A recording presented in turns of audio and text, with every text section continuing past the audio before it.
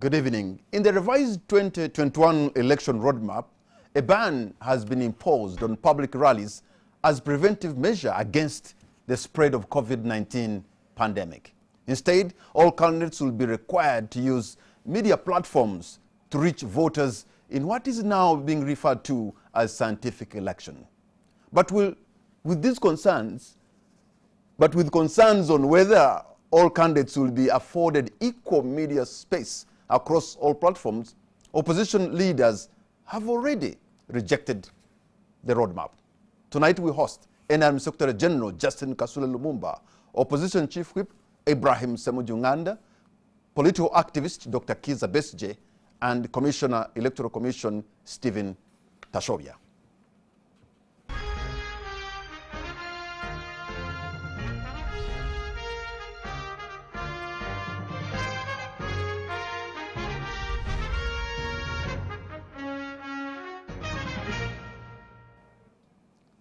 Gentlemen in the studio and lady, we thank you very much for having honored our invitation. A warm welcome to all of you. Thank you. Thank you. Let me also say to Dr. Kizza Besigye, who's joining us from Kasangati via a live link. Good evening, Dr. Besigye.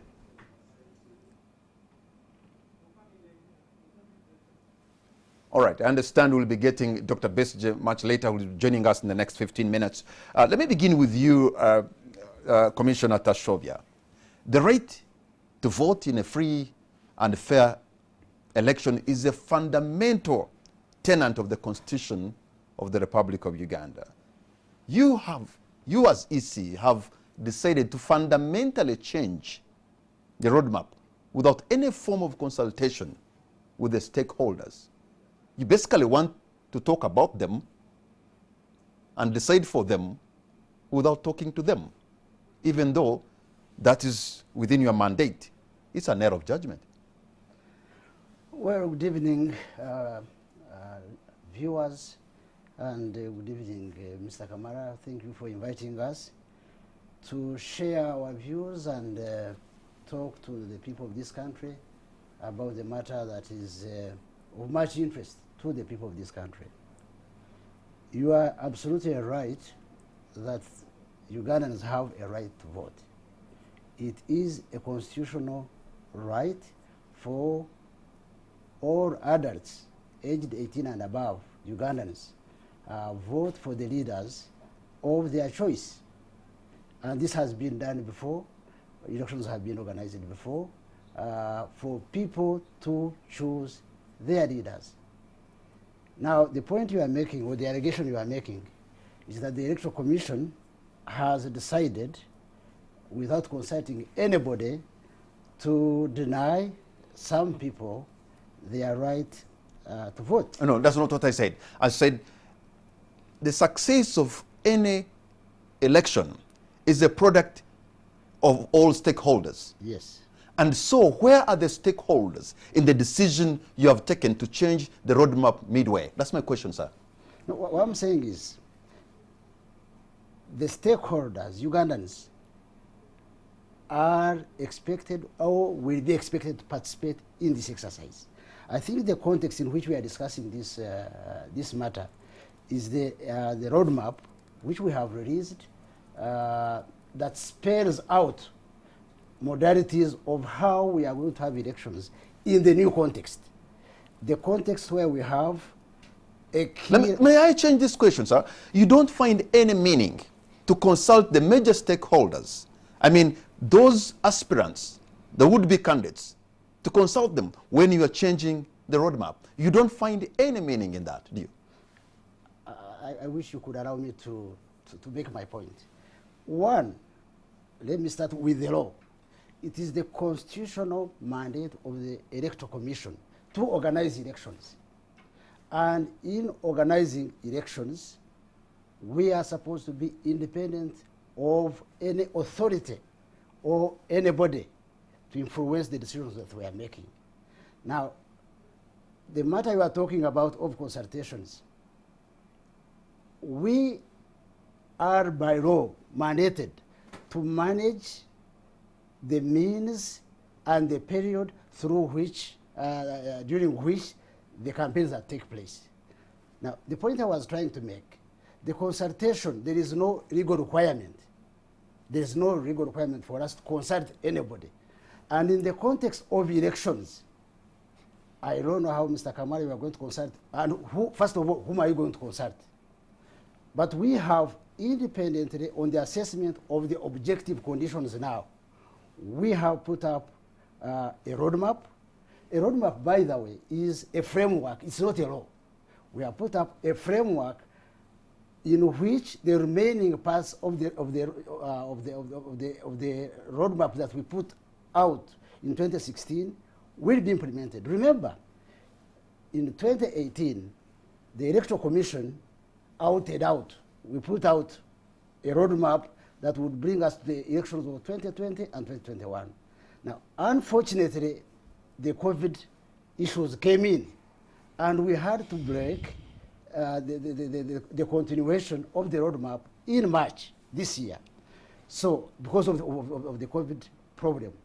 Now, amidst that problem of COVID, amidst the guidelines issued by the responsible ministry, amidst the guidelines issued by the WHO, World Health Organization, it was our responsibility as we organize the elections to take cognizance, take heed of the guidelines issued by the Ministry of Health, by the World Health Organization, so that as people exercise their right to choose their leaders, they do it when they are healthy. Okay. Dead bodies don't vote. Let me go to this, the Secretary General of the NRM, the Honorable Justin Kasule Lumumba. The chairman of your party and the president of Uganda, on his own admission when addressing the country on the COVID-19 pandemic about the e-learning process, he said he came out with the proposition that maybe the children can be taught on TV or on radio. But he admitted that there are not many radios or even many TVs. In fact, there was a proposition that perhaps they can buy TVs for the communities to converge in a village. He has admitted that people do not have radios and do not have TV. Is it right? Having given us this fact that the Electoral Commission can decide to use this medium, yet the chief executive telling us this medium is not reaching all the people. One, I want to greet the viewers. Yes, His Excellency Yoweri Kaguta Museveni, who is the president and also the national chairman of NRM, said we don't have government-owned radios which cover this country 100%. Actually, I think UBC covers this country at 80, I think about 88%. In this case, Madam Kasule, which leaves 12%. I was talking about the receivers, the radio states, the TV that receive the signal in people's homes. They were saying they are not enough. In fact, the proposition was to buy for some people in the homes and for villages to converge where maybe children can learn. He sees a gap, a very big gap, that if he was to reach them, you have to buy for them. After seeing that gap, the Electoral Commission is trying to use a medium that the medium is not there as explained by the president himself. Mr. Kamara, at least you would have left me conclude the sentence. Okay. Before you rephrase the question. Yes, it is true he said it, yeah. And that's what exists. And that's why you see government, in cabinet we passed a position that government through the Ministry of Education should buy radios to the 9 million households that don't have radio, to the 9 million households of Ugandans. Actually, about 50% of the 9 million have radios as per the population census of 2014. But the cabinet took a decision that they should buy for all households, because even those who had in 2014, as of now, they may not still have the radios, but yet we want the learners to learn. And at the same time, it was also, when you look at the statistics of 2014, the population census, also it was discovered that about 47% only have TVs. So in that because of that, government took a decision, especially cabinet, that government should buy a TV set for every village, which comes at which is 70,000 TV sets using solar, because when you look at the coverage of electricity in the villages in this country, we are not yet at 100%. So, and this is good because at this time all children are at home, the 15 million children, and we want all these children to learn. And when we talk of TVs, every village to get a TV which is solar powered. It also helps us that the children can have one teacher teaching a subject the whole country, meaning that the children in my village where I come from, in the village where you come from, are all listening to the same teacher for the same subject, especially on issues to do with the TVs. Of course, when it comes to lower primary, it also now brings in the mother tongue, yeah, I'm bringing, which now brings the Honorable variations. Kasule Lumumba, I'm bringing the issue of TVs in relation to the political campaigns for you to be able to meet the people. At the moment, these TVs are not there. There's a gap. So, are we expecting the Electoral Commission or government to go and procure TVs and procure radios in the next few months, and you give them to those villages so that the politicians who are aspiring to lead can be able to speak to them, and the villagers can gather in their communities and watch TV and hear the information, and they make a choice of the leaders they want to vote for? Mr. Kamara, I'm not a spokesperson of the Electoral Commission. I'm asking. I'm also a participant. Yes. And I want to declare my interest. You're a Secretary General of a party. You're a Secretary General of a party that is in power. Mr. Kamara, what I'm explaining is that the government took a decision on issues to do with distance learning. But that means that the Electoral Commission must have a discussion with the Ministry of ICT and National Guidance to discuss issues to do with the coverage. And then also look at areas where we don't have the government-owned medium of communication in terms of radios and TVs, the transmitters and whatnot.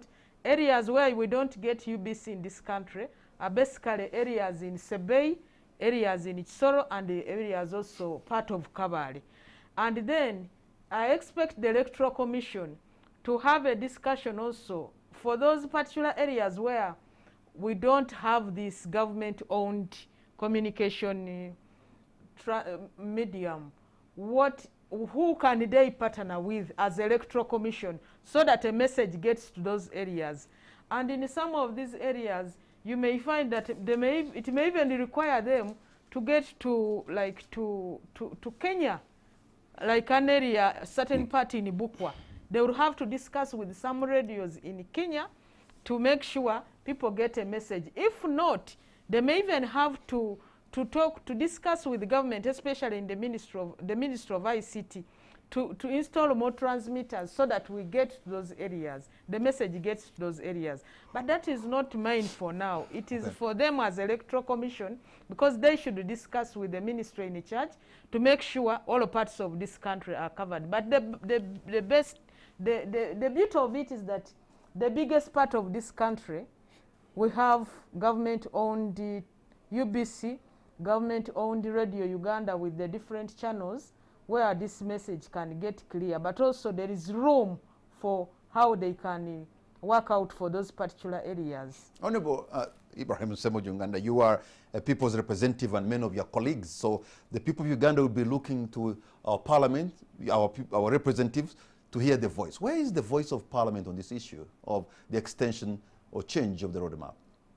What is the voice of parliament? I think I am now used to a few of us making a point and not making a decision. That's the parliament that you have in Uganda. There will be a few voices. You end up simply making a point, but the decision is made by numbers. So if you want us to speak, we have spoken. The trouble that we have with the electoral processes in Uganda is that at every stage you must be fighting the NRM chairman and the president. You must be restraining him from taking over the exercise. The way the Electoral Commission is moving, it appears to me and to many people that they have surrendered the whole electoral process to the NRM sole candidate. And why do you say that? I am going to give you reasons why I'm saying so. I first saw reports on social media that eventually were carried by the mainstream media, that the Electoral Commission went to have a meeting with Mr. Museveni, and I think 2 days later they announced the program. So we were told, or at least that's what the media reported, that he told them, now I am ready, you can go and announce a roadmap. Not only did he do that, he's taken over all the processes regarding to the 2020 and 2021 elections. He will be the one printing ballot papers. He will be the one transmitting results. He has already taken over the tenders the same way. You know, Museveni works in a very different way. He came to Parliament to request for a supplementary to buy food for the vulnerable people in Kampala and Wakiso. We passed the supplementary request on Friday, but on Saturday, the Prime Minister was flagging off food. Food had already been bought. So the coming to Parliament to request Parliament to pass money was just a ceremony. So many institutions in Uganda, not only the Electoral Commission, including Parliament that you are now asking to speak, they are just there to ratify decisions made by one person. So this whole electoral exercise, those of us who are going to participate in it and the population, we will have to be completely forceful to stop Mr. Museveni from carrying it out as if it is his own. So the same way he runs the NRM is the same way he wants to run the country, is the same way he wants to run the Electoral Commission. So if he wants the NRM to declare him a sole candidate, he will ask the Secretary General to convene a meeting, and they will do so. And this is what he has done. I want election to take place now because some people have told him you're extremely popular because everybody listens to you on TV. So he said, the Electoral Commission, I want elections and this is how I want it. Then the Electoral Commission will come to announce. And the trouble, because the people who are in this current Electoral Commission are people at least that I personally respect, but they have been very conservative. Even when they came to Parliament, I sit on the Committee on Legal and Parliamentary Affairs, which supervises the Electoral Commission. Our quarrel with them started with the refusal to register people who are turning 18 years. And our own calculation, there are going to be more than 1 million people who will be 18 years in January 2021. So we told them, you read the article of the Constitution. It says people who are 18 should vote. You stopped registering people in December 2019, which means... But Honorable Ssemuju Nganda, every day people will turn 18. You cannot, there has to be a cut-off point for you to prepare yourself. That's why the Constitution said, in our own calculation, there will be nobody 18 at the time of polling who will be on the register because they stopped it. So we've been quarreling with them. We were, I mean, all the discussion we have had, all the debates, we want lawyers, very prominent lawyers like Tashovia, the chairman of the Electoral Commission, a person who qualifies to be judge of the Court of Appeal, they should be the one presiding over, but they have been very conservative with everything. Okay. You quarrel with them over a register, now that quarrel ended somewhere because of COVID. Okay, hold on. I didn't know that we will be picking another quarrel now about two things. The timetable itself, the so-called roadmap, and most important, which is very, very impactful, is what they have themselves described as digital campaign. Digital campaign from which law? Okay, just hold on to your point because I want to cross to Kasangati. And in Kasangati we have political, I think I'll call him political activist, Dr. Kizza Besigye. Because for him, he's a man who has tested, for example, campaigning in rural Uganda, you go to a radio station and you're dragged out by police or LDUs or whoever, and even when you have paid up front, and sometimes even the journalists are threatened, the media owners are warned, he's been able to test that. I wonder whether he will be able to embrace, or his colleagues embrace that kind of platform, having been with such a president. Dr. Besigye, can you hear me? I can hear you, sir. All right, go right ahead. We are happy to have you, and we are honored that you took some time to speak on this very important matter. What do you make of the proposed new roadmap? Well, Patrick, first of all, a very good evening to all the people who are participating and viewing this program. I would like to say that even before COVID, even before all this has happened, you know, when you talk about elections, you must talk about the credibility, the fairness and freeness of an election. Because the Constitution of Uganda only provides for a free and fair election. So even before you talk about COVID, it's important that the people of Uganda and all the people who are watching this program question themselves why, since independence, no election in Uganda has ever caused the change of government.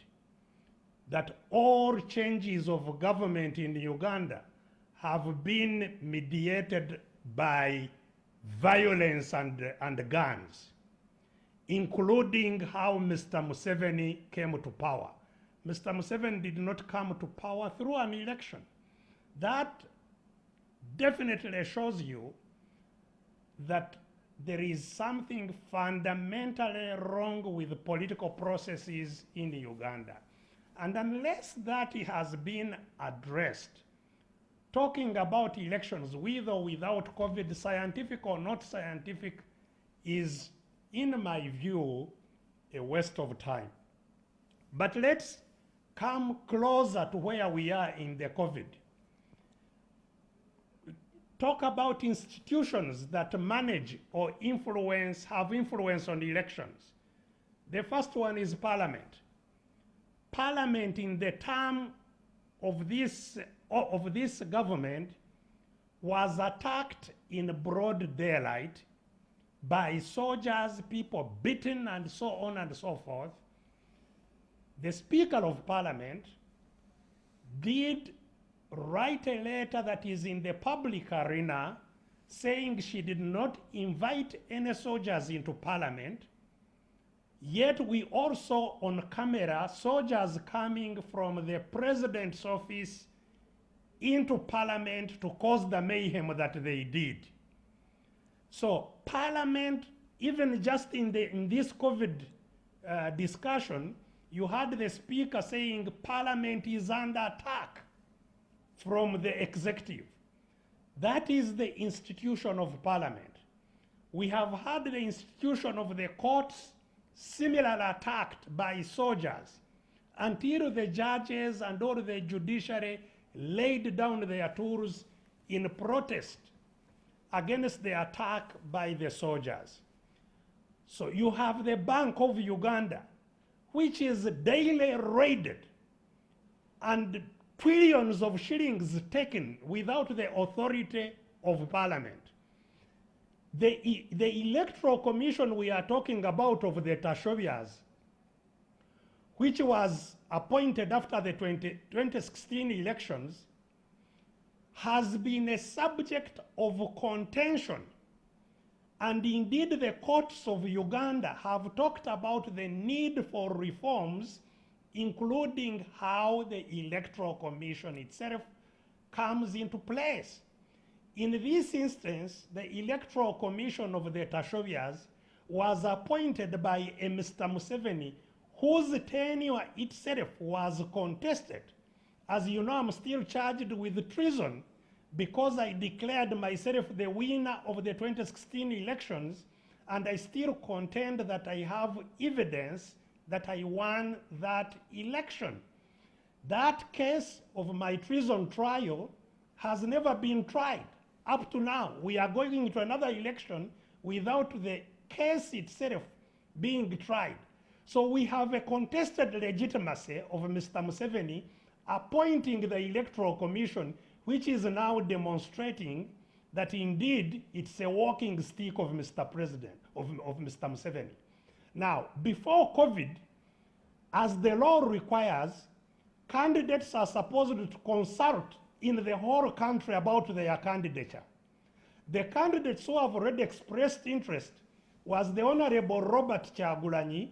He wrote to the Electoral Commission seeking for permission to consult in the country. Was he able ever to go out of Kampala and to consult? Absolutely not. The latest to announce that to the Electoral Commission that he intended to consult was General Henry Tumukunde.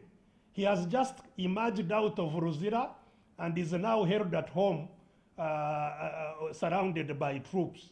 So when we are talking about elections, let's not deceive ourselves about COVID. We are simply attributing to COVID what is well known by every Ugandan, that these are sham elections. You are talking about the coverage of the media, which now the Electoral Commission is talking about as a medium for campaigns. But who does not know, who has not been seeing on camera that I cannot speak on any of the FM radios out of Kampala without the police coming and plucking me from the radio station? Very recently, even under the COVID lockdown, I was invited to be hosted on a radio in Bujiri. And what happened, the RDC and the DISO then ordered the radio, and there is a recorded conversation of the orders of the RDC that Besigye will never be allowed to be hosted. This is on my social media platforms, those who want to hear it. The RDC is there, he does not deny what he said. So the radio stations you are talking about, which in the first place, apart from the UBC and the government media, are owned in a large measure by the NRM leaders. But take UBC, in the last elections, I paid for airtime on UBC. UBC refused to host me for the entire period of the election. I sued UBC in the courts of law after the elections. No, this was actually in 2011. I sued the UBC in the courts of law. And UBC was found guilty, indeed. They were even, I was even awarded damages against the UBC, which they have never paid up to now. So you are talking about a UBC where those who are in the opposition have never been hosted. Even now, when there is no election, I've not seen any opposition people hosted on UBC. Okay, Dr. Kizza Besigye, you can hold on to your point there because you have made a fundamental point, I suppose. So I need to have Commissioner Tashovya respond to some of those issues, because you have a precedent, you have some kind of something that you have experienced, and I'm sure Dr. Besigye will not be embracing or his kind embracing this kind of thing, considering what they have gone through. Well, thank you so much, Mr. Kamara. Good evening, Dr. Besigye. Let me make a few clarifications on some of the points that have been raised. One, which I will touch on very lightly, is about the point made by Dr. Besigye. I think the bottom line, the benchmark of having elections, free and fair elections, and having people participate should be benchmarked on the law. I note that Dr. Besigye has, I think, low regard and contempt for the law. He's talking about commissioners, the way they were put in place, the walking sticks, but the way, the manner of appointing commissioners is spelled down in the law, and it can be amended. And I suppose Dr. Besigye, being a senior leader, he knows the processes through which that can be done. Let me also respond to the matter of visiting the president and being the president's walking stick. It is true, the Electoral Commission visited the president. And the Electoral Commission is not the first institution to visit the president. Judges have visited the president. The president has talked to members of parliament. Individuals, even some opposition members, I hear in the evening, some of them go and visit the president. But for us, we went... Why not during the day? Well, I don't know. They would answer that one best. But what I want to say is that we went during the day. Remember, Article 99, the president is the chief executive officer of the president. I mean, of the country. We are approaching a very sensitive exercise of holding elections. Ugandans must have been hearing our cries about financing the elections for the last so many months. In Parliament, outside. So in other words, you actually, Commissioner Tashovya, you actually did consult, but only consulted one individual. I wish you could listen. The point I'm making is that we went for a reason. And I'm saying we went to discuss the matter of our financing because elections are on the door. The roadmap has been rolled out and we don't have money. By the way, Mr. Kamara, you remember President Museveni, about 3 months ago, he said if COVID remains the way it is, if it escalates, there is no need of having elections. If we are his walking stick, we would have heeded that. Actually, we want elections. The whole map. I want you to put this clear. Should the Electoral Commission go to the chief executive to ask for money? Isn't there other mechanism on the ministry, the parliament, to make the appropriation? Must you go to the chief executive and ask for money? I thought you were listening, because I said we have been to parliament very many times. We have been to the ministry. We have been in the media crying about the late funding of the elections. It has not been done. But you are also distracting me from the point I was making, that the president, he came out on record as saying that if this disease continues, then he didn't see a possibility of having an election. But for us, the benchmark of our work is the Constitution.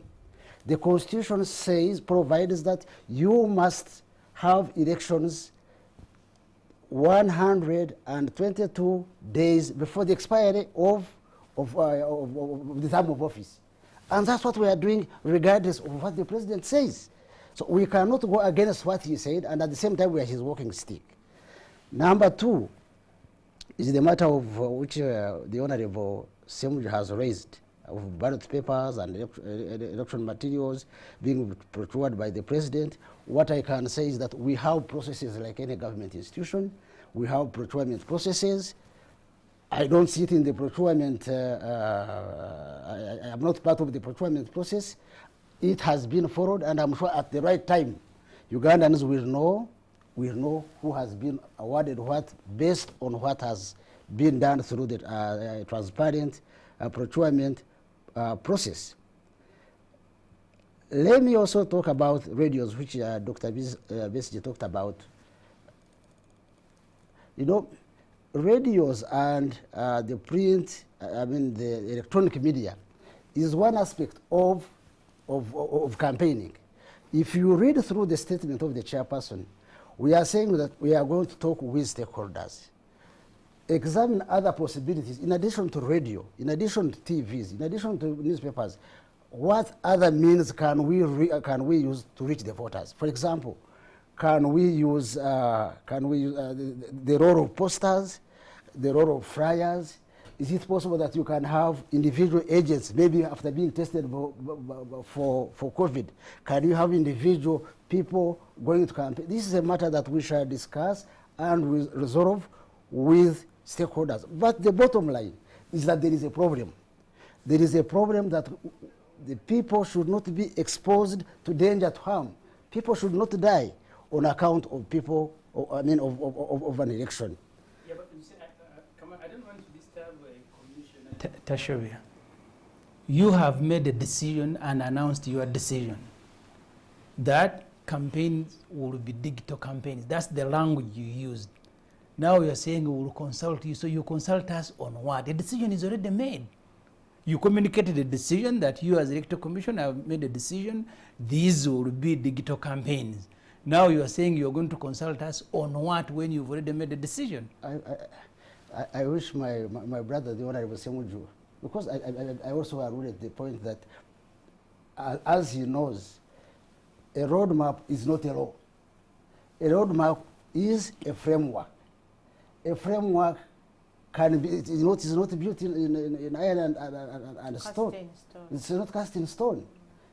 And two, if you read the chairman's statement carefully, he said we shall be consulting stakeholders, in addition to what we mentioned, we shall be consulting stakeholders to see what measures, what tools we can use at different stages of the election. I think, Mr. Kamara, Yes. what we should do, Honorable Ssemujju and I, and Dr. Kizza Besigye, we come from political parties. We have institutions that are recognized in this country as political parties. What we should do, we as political parties, should get the roadmap with the SOPs and the guidelines or regulations, whether new or old, study them as institutions, and then seek appointment with the Electoral Commission and engage them, so that we go one by one, because that is when we would be able to achieve much. I like when he says that the roadmap is not cast in stone. That means there is room for adjustment where it is required, of course, after proper explanation to them as Electoral Commission. But what I want to say, for us and political parties and the Inter-Party Organization for Dialogue, that is IPOD, those parties with the representatives in the Parliament, for which the FDC has just handed over to JEMA. So under the leadership of JEMA, we have a meeting tomorrow with the Independent Electoral Commission at 2 p.m. to raise these particular issues, in addition to what different political parties are going to bring on table, and you go with a package to engage the Electoral Commission. Okay, okay. What I want to request the Electoral Commission, accord us time and listen to us as your biggest consumers, political parties. But I also want to request Honorable Ssemujju Ibrahim Nganda, who comes from FDC and the biggest opposition party, the alternative to NRM as of now. Please, let's go, bring your proposals, let's go and engage them, so that you can come back here to say, we said this, they have not accepted this, and yet we thought this would have been the best, than we blaming. Because okay. let me Hold on to your point, Honorable Kasule, because we're going to take a break. And when we come back, we shall also give time once again, to Dr. Kizza Besigye to respond to some of these issues, because I'll also be raising some more questions. We'll be right back.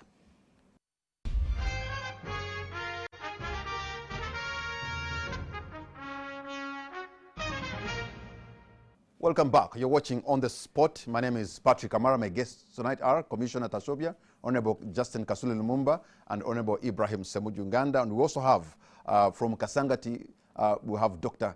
Kizza Besigye. Dr. Besigye, are you still with us? Yes, I'm with you. Thank you. Okay. I think I'm having connection issues there, and I'm sure my technicians will be trying to do whatever they could for us to reconnect us with Dr. Besigye again. Okay, Dr. Besigye, if we could, I'm sure you have listened to the panelists in the studio, and maybe you have some views coming from what they have already submitted. It's your time now.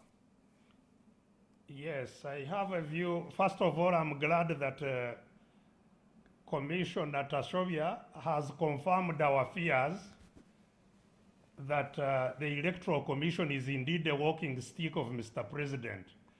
If an independent Electoral Commission has to go to Mr. Museveni personally to get funding for a national election, what would that mean?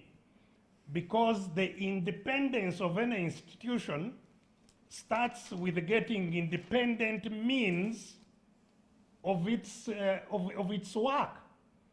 If the work of the Electoral Commission depends on Mr. Museveni, who is also the sole candidate of NRM, then it is very clear what kind of Electoral Commission we have. But secondly, as I pointed out, it is the Electoral Commission that cannot even use the mandate under the law to protect candidates to do what candidates need to do. I told you that those who have declared their intention to stand as presidential candidates and have been allowed by the Electoral Commission to consult even before COVID, were never able to do so because of Mr. Museveni's forces stopping them. But let's put that aside. Within the time that is remaining now, what is very clear is that political parties cannot do what they need to do under the Political Parties Act, which is to carry out internal processes that would generate candidates for the election that the Electoral Commission would like to organize. Because in order to have candidates, you must have, like in the case of FDC, the FDC must first of all conduct elections of its party structures as required by the party constitution. The party structures then would elect flag bearers for the party. All these processes, which are extremely important and required by the law, cannot take place within the time that the Electoral Commission has talked about. At any rate, 40 districts of Uganda are still under total lockdown. These are the border districts of Uganda. And indeed, there are serious problems that affect those problems because there is a lot of importation of COVID from neighboring countries.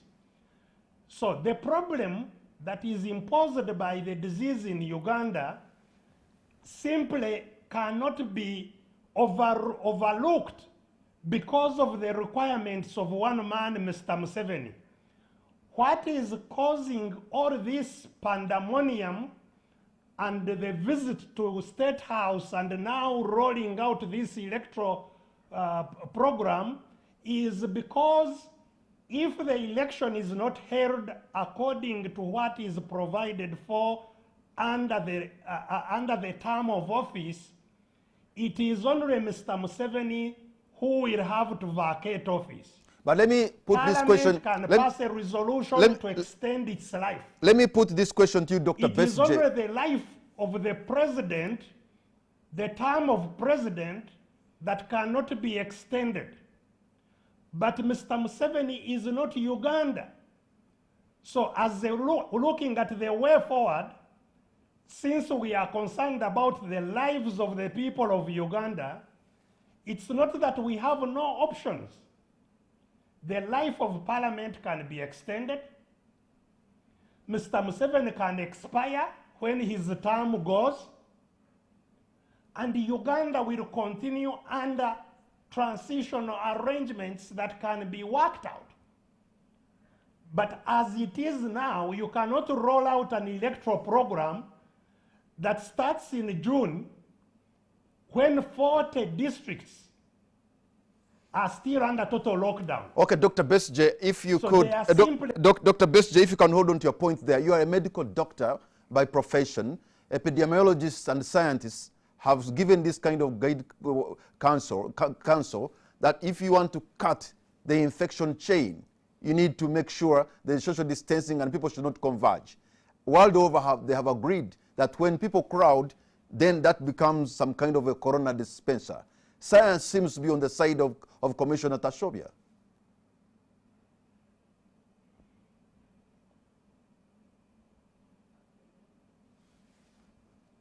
All right. Dr. Besigye, probably you're having a problem hearing this, but I'm trying to say this, so I'm going to say it once more, that you are a medical doctor by profession. Epidemiologists and scientists are giving guidance that to cut the chain of infection, you need to make sure that people do not converge or crowd. And Tashobia and the Commission is guided by science, and they seem to have a point, because the world over, people are not crowding in some cases, and that is because they're afraid that could become a corona dispenser of sorts. Your take on that? Yes, I am not contesting the requirements of public health, of social distancing and whatever it takes. What I'm simply contesting is organizing an election, first of all, which is not provided for by our laws. Secondly, organizing an election in a time frame that is no longer feasible. So what I'm saying is that there are other options rather than trying to have, frankly, a selection, because this will not be an election at all. So what needs to be done is simply the people of Uganda to see, because what would happen now if actually COVID would escalate, as indeed it is doing already, then even all the processes they are talking about may not go ahead. We may even go into total lockdown. So what happens? Uganda would still be there. So all I am simply saying is that even before COVID, the kind of abuse of rights could not lead what was being organized to be a free and fair, credible election. Okay. Because even before COVID, candidates were not allowed to consult. Even before COVID, we are not allowed on the radio stations. An election is not just an event of the campaigns. An election is a whole process, from registration of voters, civic education, which the Electoral Commission should have been conducting throughout the 5 years. Have you ever had the Electoral Commission conduct civic education? That's not their mandate, So sir. the election- That's the mandate of the Human Rights Commission. Their mandate is voter education, I suppose. Even Electoral Commission, you read what the Electoral Commission should also be conducting civic education. I thought it's voter education, but the we shall thing- find out. Okay. Dr. Besigye, I thank you. The thing is, Yes. Dr. Besigye, I thank you very much for your submission, and I suppose the link to Kasangati is going to be stopping there, but we are grateful that you had to take some time to speak to us. But now you can continue listening to the views from the panelists in the studio. We thank you very much, Dr. Besigye. Okay, I think Commissioner Tashobia, you can now respond to Dr. Besigye, and then our colleagues, I'll have some more questions for them. Thank you very much, Mr. Kamara. I would just like to respond to a few issues raised by Dr. Besigye. You have guided him that civic education is indeed not a mandate of the Electoral Commission. It is a constitutional mandate of the Human Rights Commission. So that is for his information. I would also like to inform Dr. Besigye that it's not correct that these elections are not provided for by the laws. I don't know what he means by that, because I think what we are talking about is the campaigning, the mode of campaigning. I think the contestation has been whether people should have rallies, or whether they should go use the modes that we have proposed, in addition others which are adopted after consultations. If you read the law, Section 20 of the Presidential Elections Act, 20 subsection 1, and 21 subsection 1 of the Parliamentary Elections Act, it clearly states that the Electoral Commission shall prescribe the manner and period of campaigning. And that is precisely what we are doing within the mandate provided for within the law.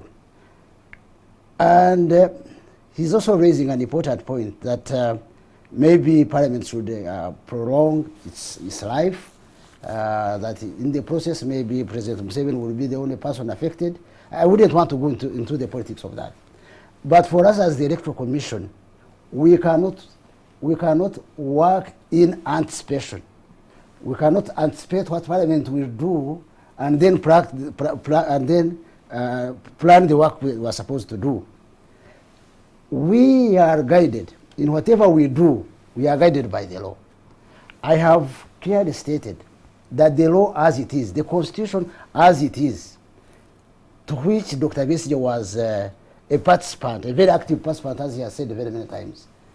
The law says, Article 61, 2, it says that the life of a president and parliament is 5 years, and we must, the Electoral Commission is required by law to hold the elections within the last 122 days, within the 30 days. Now. 4 months before the expiry before the expiry of the term of office. The first 30 days of 122 days. And that is precisely what we are doing. That's what the law is. If Parliament, in its own wisdom, changes the law, we would be very happy to implement it. We cannot, if we are going to, if as Dr. Besigye says, he wants the Commission to conduct elections in accordance with the law, let him also respect the law. Dr. Besigye has colleagues, he has members of his government who are in Parliament. Let him talk to them, and they change the law. Okay, Honorable Justin Lumumba, you're going to meet the Electoral Commission tomorrow. I suppose you're going to make consultations. What are the chances that, in fact, if IPOD decided to say, you know what, this roadmap is not feasible, is not the best, what are the chances of you consulting and having your ways put in, yet they have already made a major decision, like Ibrahim has said? One, when you look at the roadmap, the way it was presented by the chairman, there are also questions that we have also as political parties. Look at number 1, where they are talking of preparing our own flag bearers. That alone, we want explanation from the Electoral Commission. Political party and organizations to identify flag bearers, that is number 1. They should clarify it to us. Is it, why are they talking about political parties and organizations? It's not their work to tell us to identify flag bearers. They don't have the powers to order us to do that. If a party chooses not to have flag bearers, do they have any sanction to punish a party that doesn't bring flag bearers? That is an issue that we want clarity from them. And then they've placed a date. Is this number 1, when you talk of political party and organizations to identify flag bearers, by between 22nd June and 21st July? Some political parties don't have flag bearers for certain posts. Are they now pushing it to them that they must have? So we want them to clarify. And then must we have flag bearers by the 21st of July? All political parties? We want to know. We want to get explanation from them. Then they've given us the issue of when to present the academic papers, and like number 4, deadline for establishment of academic papers with Electoral Commission by aspiring candidates for local governments. They've put 7th July. Then for parliamentary, 11th August. And for presidential, 1st September. We want to know what is the essence of the closing date and what academic papers are they talking about. Yes, we know these offices require academic papers, but we want to know what are they meaning. They should come out with some clarification to this. Because if I went and had my primary in Uganda, sat my P7 in Uganda, sat my UCE in Uganda and USE in Uganda, what they should clarify, because usually those they need, in my own view, in our view, because I also had a meeting with my teams at the Secretariat, are those with equivalent. We want them to explain so that it comes out clear. When they are telling us, I liked the sentence he said, this is a framework, it's not cast in stone. Can we change the dates they are talking about, like 1st September, for somebody to present academic papers before the political party can carry out primaries? What does that mean? It has political implications to us as politicians. I can see, Honorable Justin. I can see Justin. Want us to go back. I can see you have picked out a few issues that you think are not very clear for you. But the whole issue of digital campaign or scientific rallies or campaign, are you okay with that as NRM?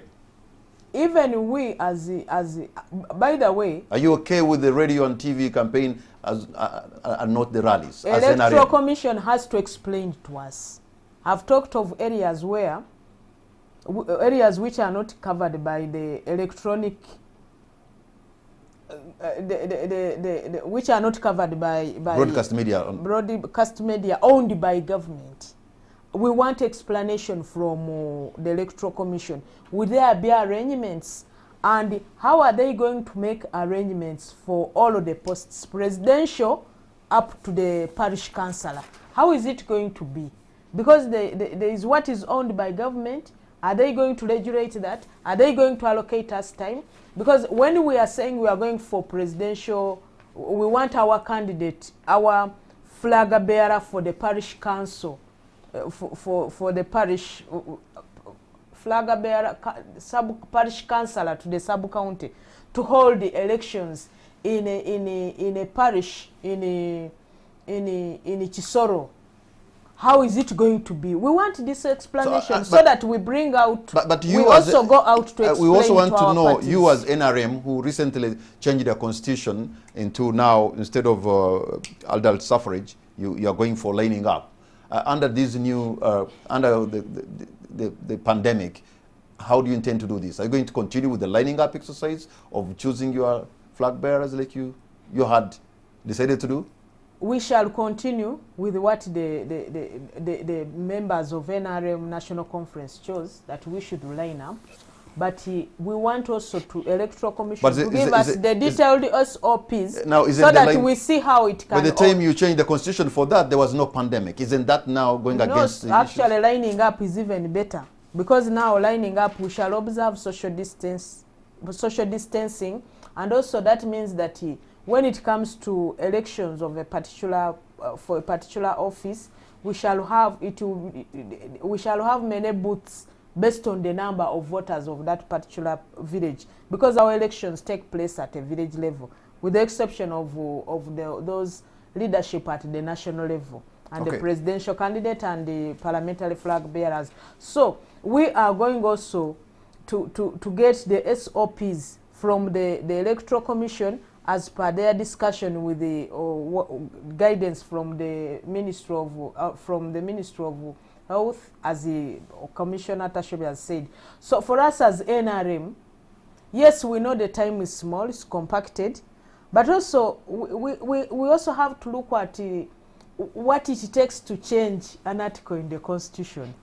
Because if we say, like Dr. Chiza Besigye was talking of the possibilities of looking at the law to make adjustments, I think we should also look at what it takes to change an article in the Constitution. I think Honorable Semuju can best share with us. You are very good at changing articles in the Constitution. But do you know that can be done? But it is not easy. You have the numbers. It is not easy. It's not about having Honorable the Ibrahim, numbers. It's not easy. Most media, the ownership of the media houses in Uganda is largely a very partisan issue, because how, if you don't have a radio station or a TV, how are your colleagues preparing to handle this? Because the Electoral Commission has given you a challenge now. First of all, let me go back before I answer that. There are two impactful decisions that the Electoral Commission has made. The first, that these elections are going on. Dr. Besigye, and I want to thank him, we have nearly half the country still under total lockdown. Even private vehicles don't move. The Electoral Commission says now political parties must prepare their candidates by July 20-something. 21st. How do I go to Ajumani, Rukunjiri and Kabare, where private vehicles cannot reach to go and organize candidates? Nearly half of the country. The second impactful decision is that there will not be campaigns. You can speak on radio to no audience. Because TV and radio, I don't know who I am speaking to. Maybe on the day I want to campaign in Kira, first of all, that there is no electricity, I can't guarantee. So therefore, these two impactful decisions is what should have been consulted on. If people cannot go to school, in the parliament, it's only once that the whole parliament has been called to consider cities. I am a chief whip for the opposition. I am asked to select about 15 MPs to sit in parliament. The NRM, I think, about 60, because there are not more than 100 attending parliament because of social distancing. What a responsible electoral commission should have done is to write to the chief executive not to go and kneel down that our money is not being released, is to tell him under the circumstances it is not possible to organize an election. And then by you saying so, you will be igniting other processes, because you will have declared that it is not possible. Because you are aware half of the country is still under lockdown. But even where there is no lockdown, the restrictions have just been eased just by half. You can't travel by taxi, or half can travel, and so on and so forth.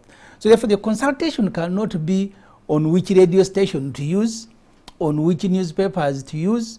The consultation should have been on whether it is possible to organize the elections as envisaged in Article 61 of the Constitution, because your duty, Honorable Tashovia, is to organize not only regular but free and fair elections. If you can, then say so, that under the circumstances it is not possible.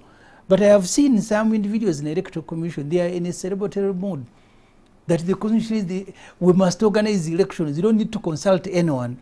So if candidates are unable to go and register, so whose elections will you be organizing? So for me, I think the Electoral Commission must swallow the pride now. Start a process, a consultative process on how to organize these elections under COVID. Okay. If we are unable to organize these elections, then the other processes can start. But please, you don't wash your hands that for us, because the law says there must be elections, and then the elections should take place whether they are candidates or not. And then the bigger question that Dr. Kizza Besigye is addressing, and all of us have been addressing, is that you surrendered this exercise long before COVID came in. Candidates can't do they cannot perform statutory obligations under the Presidential Elections Act. They can't consult. And I remember many times at the FDC conference I was challenging the Electoral Commission. These people are your property. If they are being beaten by police and you keep quiet, so which elections are you organizing? So the harassment of those who want to contest against Mr. Museveni and NRM started way before COVID. That statutory period that is provided for under the law, of course, it was supposed to have started, but COVID came and covered it. How do you compensate for it? You are now talking about nomination, but the law says there must be consultation for people who want to contest for president. So we skipped that, and you are happy celebrating, taking us to polling day. So therefore, for me, I think even IPOD, you don't go to seek clarification on simple things like selection of candidate. Can we organize an election in the circumstances that we are in? You go at border district like Echotera, people are in their houses. The last time cabinet was discussing, or maybe we need even now to feed them. They don't need to leave their houses because the pandemic is escalating in Uganda. All right. I think, I hope Commissioner Tashovia and the Electoral Commission, you are getting ready for litigation, because that's how I see where you're going. In fact, if I may, today I just saw a young man, and there could be many of them. I think if I got his name right, because Ugandans don't waste time. They will take you to court, left, right, and center, and sue you. I saw a young man in Buyaga County, Kagadi District. I think Dr. Emmanuel Dean Kisembo. I think I also saw Joseph Kabuleta, and I've seen so many people ready, giving you notice of intention to sue. And so the commission should be ready, because you're going to have spend a lot of time in court as soon as tomorrow. But tell us for real, is this tentative? Is this roadmap tentative? Maybe it starts running 22nd June. No, considering what you are hearing now, 2 days from now, they are saying you parties begin organizing your candidates. Half of the country is still under lockdown. Maybe you can calm the fears. This roadmap is tentative. It could actually change. Not so. I don't have to say it. It is even written. It is written in the statement issued by the chairperson that this is a framework, and we are going to engage all stakeholders to get their views on how they think this roadmap can be enriched. Today we started. Today we started with the media people. We are continuing to, as I think I had you are with us today. I was there, but in fact, I was even wondering why you started with us. Me, I'm just, if you want to talk to the media people, you should be calling the producers and the editors. You don't call a person like me, because I don't have, because I'm not in the business of inviting you. I'm not in the business of setting up a topic. I'm not in the business of controlling the editorial guidance or policy of a TV station. But so next time you're inviting, invite the people who are going to impact. I think it's going to be very difficult for you to advise us on who to invite and who not to invite. We thought you were a relevant person, first of all as a Ugandan, but also in the media, but also as a person in the media industry. But let me say that you are talking about litigation. I think Ugandans are free to go to court. I have said the benchmark, the hallmark of our work is based on the law. If somebody is dissatisfied with the work we are doing, one, we can discuss and see where we are wrong and we correct ourselves. Or if one is indeed dissatisfied, he can go to court. But let me go briefly pass through a number of things that my brother Honorable Semunju raised. He said that we surrendered our powers, for example, in respect of the Honorable Kyagulanyi. He was consulting to be, we allowed him to consult as a presidential candidate, and in between he was being harassed by security, which it is unfortunate. But let me say, the law, Section 3 of the Presidential Elections Act, when somebody wants, I can read verbatim, an aspirant may consult in preparation for his or her nomination as a presidential candidate to do wide consultations, to carry out consultations around the country. While consulting, the aspirant shall introduce himself or herself to the commission and notify the relevant local council and police of the area to which he or she goes. The Honorable Kyagulanyi wrote to us, we met him and we replied and gave him a go-ahead to go and consult. His responsibility was now to consult the local authorities and police where he was going to consult. We don't manage, the Electoral Commission is in charge of candidates. We are not in charge of everybody or every other person. No, I am sorry. I don't want to disturb you there. When the late Aziz Kasuja was in charge of Electoral Commission, I was still in the media. He wrote to Mr. Museveni and told him, if you don't withdraw your guards from Rukunjiri, I am going to cancel this election. That letter is on record. You may have it in your file. He said, if you don't withdraw your guards who are beating up people in Rukunjiri, I am going to cancel this election. So you can't wash your hands and say you just tell us and then go and get beaten. You see, when we talk about election, it means they are candidates. Kasuja was in charge of candidates, but we don't have candidates now. We are talking of an aspirant. And an aspirant is not a property of the Electoral Commission. You are. Can I proceed and respond to a number of things? Holding free and fair elections, yes, that's our mandate. But the most important thing, the points you are raising should be benchmarked on the law that we have. But I should also inform you that in a number of countries, even in this COVID era, in South Korea, in Benin, those countries have held elections almost in the manner that we are trying to we are trying to have them here. It's not something that we wish. It's not something that maybe is perfect. But we are saying in the circumstance, even Dr. Besi, even yourself, even the people who are commenting on this matter, they are not coming out to say that given the legal framework that we have, this is what we propose should be done. And I am putting it to you that the door is still open. Consultations are going to be made from next week.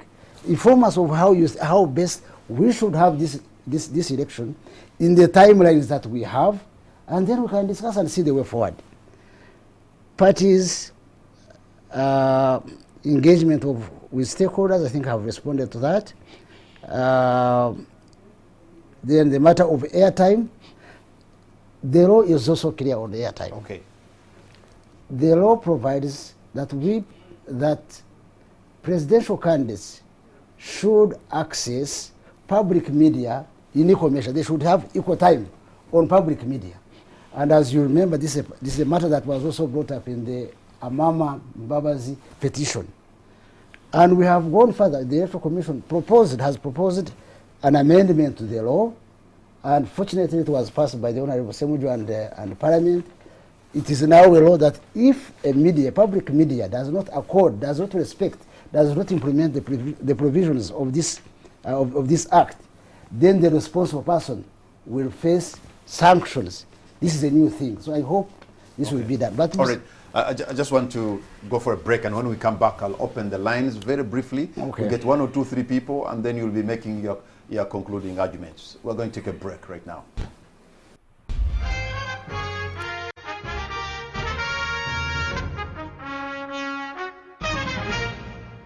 Welcome back. You're watching On The Spot. My name is Patrick Amara, and my guests tonight are Commissioner Tasobia, Honorable Justin Kasulu Lumumba, and Honorable Ibrahim Semuju Nganda. I'm going to open the lines so that you can be a part of this discussion. You're going to see the numbers on your screen. Please pick a phone and call us and tell us what you think. Be precise and be concise, and don't take a lot of time, so that we can give more people to participate in this program, because this is more about you than anyone else. So who is going first, and please be precise on whom you want to answer your question, so that it can be directed to the person you want. I have a call online. Hello. Hello. Good evening, sir. What's your name and where are you calling from? My name is Kevin Lawrence. Kevin, where are you calling from? I'm calling from Chengere. Okay, Kevin, you're on air. I have a simple comment. Okay. You see, for me, I'm just 25 years old. I've just left LDC. Mm-hmm. You are older than me right now. Mm-hmm. But Tashovia not in any way make a mistake that this, you cannot willfully return this country to the days where it has been. You see, Tashovia, you are radicalizing this country. By the time you find people like Kizza just saying that elections cannot have an effect in such a country, I'm telling you, you will regret.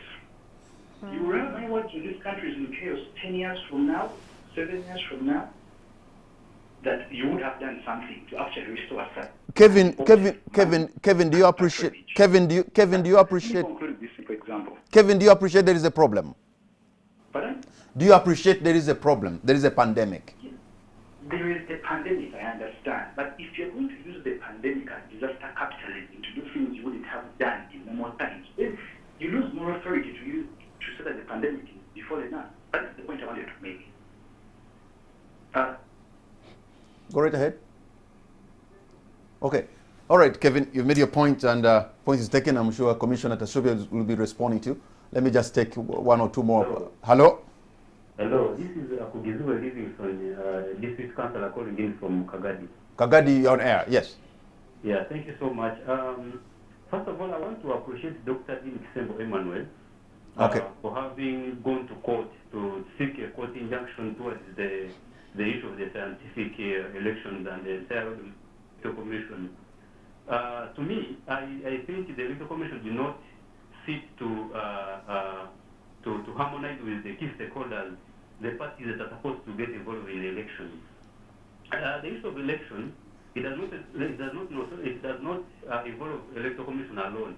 There are other key stakeholders that are supposed to get in such a kind of election. So, leaving them out in this time of considering the entire scientific election, it's a disservice.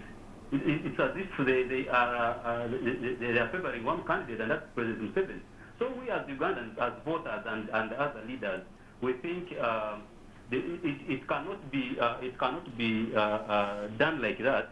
There should have been a stakeholders meeting, engagement, in order to involve every person. Because now other players in this election, they're going to see Electoral Commission not being independent. Okay. As always claimed too. Our caller in Kagadi, we thank you very much. Let me just move on, maybe take only 2 more because of time, and we return to the studio for the panelists to make their responses. I have a call online. Hello.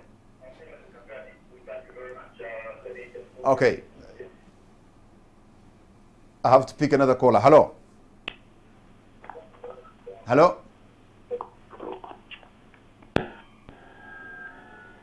Okay. It looks like you're having issues connecting to us here.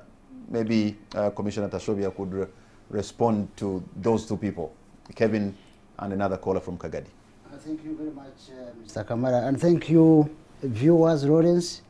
You are saying that actually you are threatening me, and you are saying that we are radicalizing the country. There's nothing we are not radicalizing anybody, but we are saying we are faced with a situation. We have a situation where we have to have, where the life of this government is expiring, and the constitution of we have provides the timelines within which we must have these elections. And I wish, Lawrence, you said you are a young lawyer. I wish you came out. What would we do? What would we do? It's a constitutional command.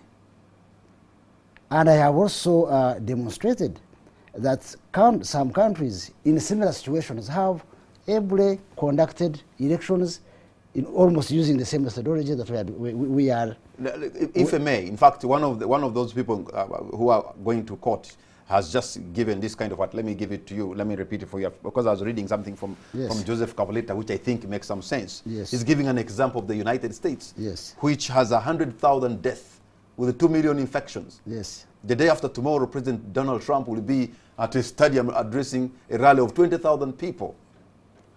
They have 100,000 deaths. We have 0 deaths. They have 2 million infections. We have 700. But they are going on with the rally. No, first of all, the day after tomorrow. First of all, I think Mr. Cavaletta has fallen short of informing people that the same President Trump, when he was making invitations for that rally, he asked people to sign a disclaimer that whoever contracts the disease is not going to sue him. Is that the route that you would want us to take? President Trump said that whoever wants to attend that rally, he must sign a disclaimer that if he contracts a disease, he will not be responsible. In other words, he understands the extreme danger that people will be exposed to when they attend the rally. But number two,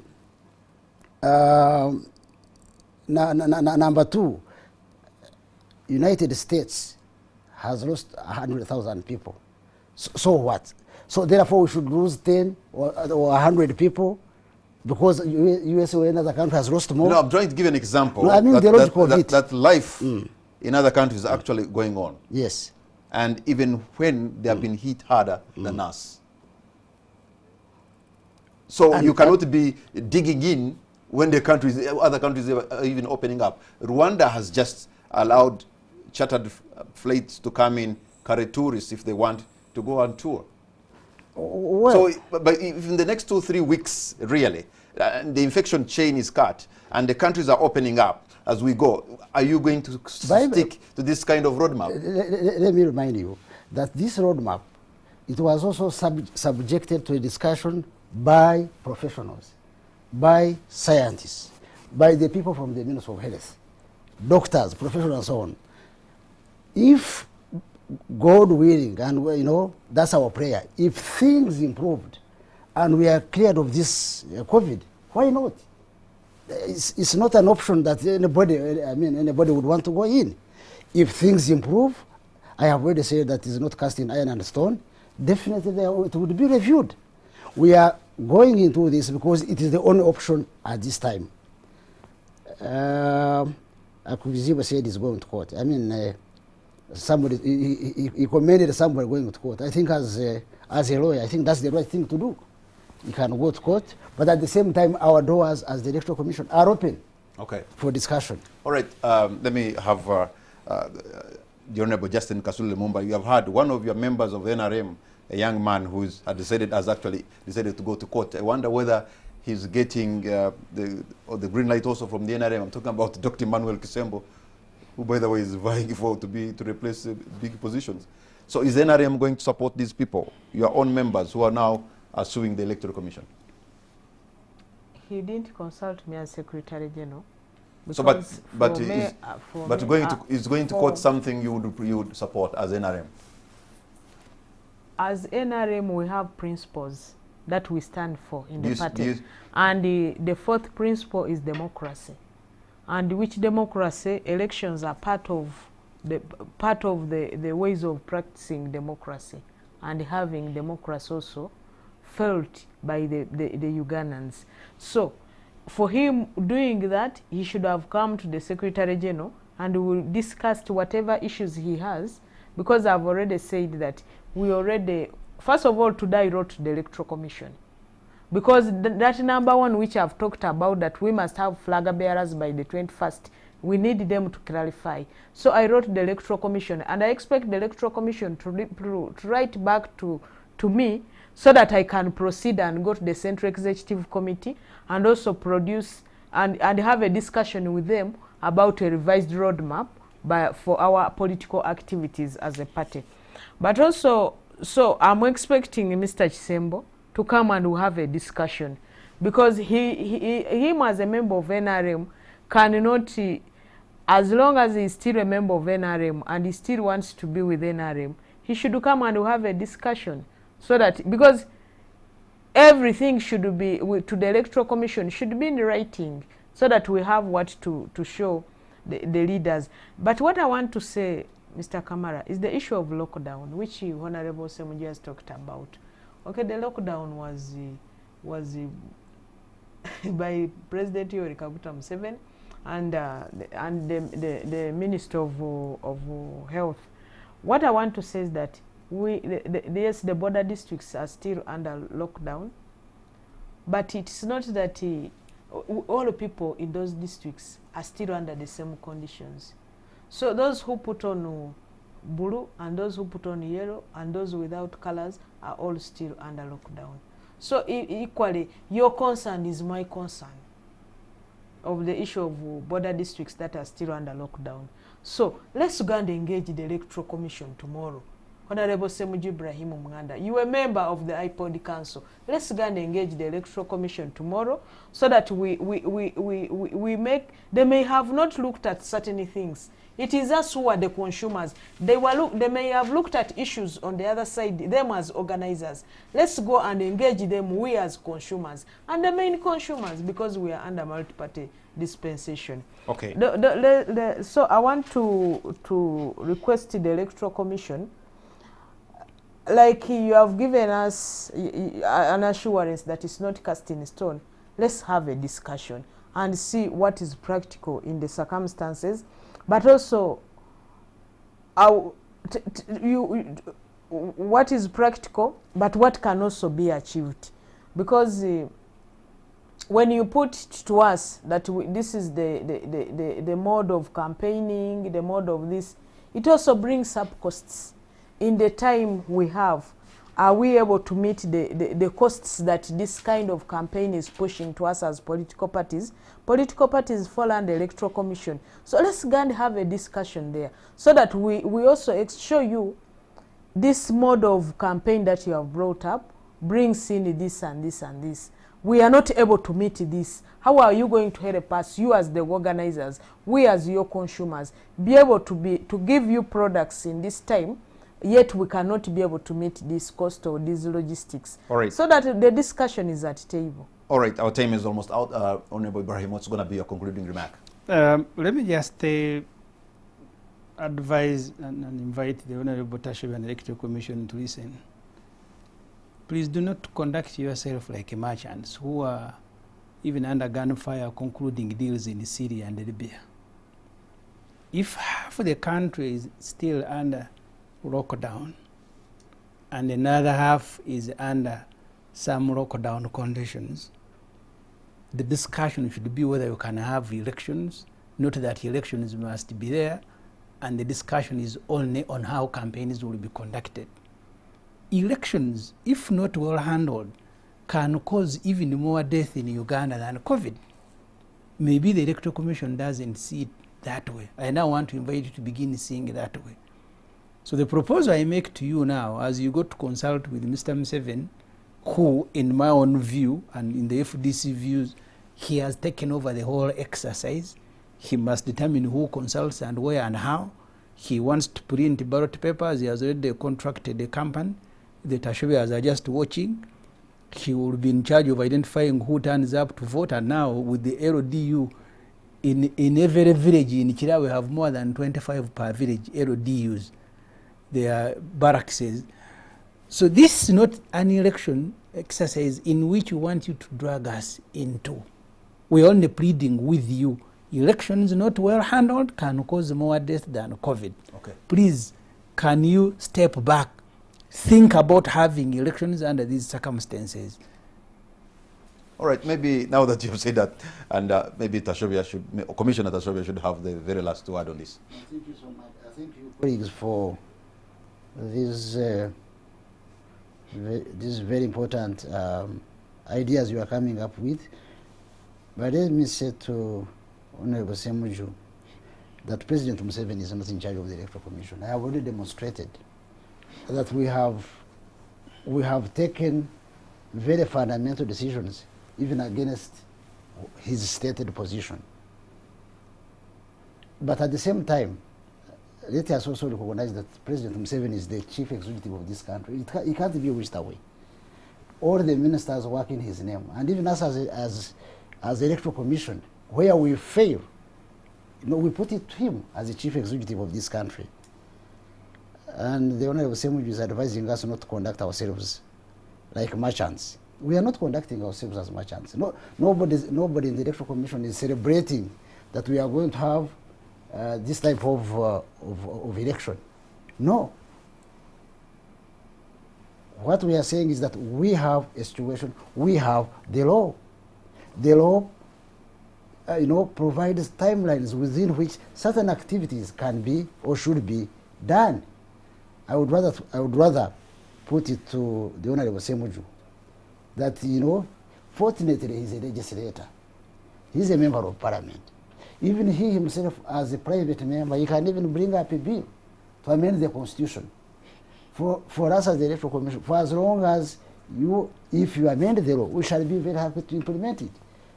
But we cannot sit down in anticipation. I mean, what situation would that be? Where you sit down, you have a law, you can't implement it, the honorable members of parliament are also quiet, looking at us to breach the law. No, that one cannot happen. The costs, yes, it's even to us, it is, we are going to incur more costs because things like, social distancing, sanitizing, washing of hands, more personnel, that is a cost. But it goes back to what we are saying, to the questions I was asking. What do we do? Okay. I think that's it, Commissioner Tashobia. I think that those are the... Thank you. Thank you Mm-hmm. very much, Commissioner Tashobia. Thank you very much, Honorable Justin Kasule Mumba, Honorable Ibrahim. And thank you, all of you who have been a part of this discussion. We thank you for the great company. And just the Commissioner Tashobia said, I think for me, for every dark cloud there's a silver lining, and the silver lining is that this is not cast in stone. And since even the consultations or meetings are beginning tomorrow, I can see perhaps there will be some changes. Who knows, there could even be a total overhaul. But that is going to come after consultations. After all, he says it is not cast in stone. And for us who are in the media, I suppose this is going to be a very difficult one to do. And we on the spot, we are going to promise you honesty, fairness, and truth, and we shall be able to ask questions without fear or favor. Good night, and God bless Uganda.